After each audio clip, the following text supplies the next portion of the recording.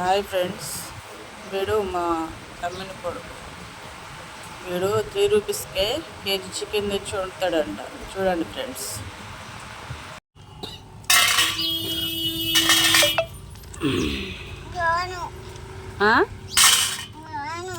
ఎందుకు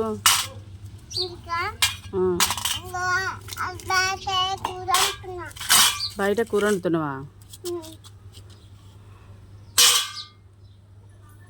ఏం కూర వండుతున్నావురా? ఏం కూర? చికెనా? ఎంత కేజీ? కేజీకి ఎంత? కిలోకి 3 రూపాయలా? 3 రూపాయలకి ఇస్తాను చికెన్ కేజీ నీకు. ఏంది? 3 రూపాయలకే ఇస్తాడారా నీకు?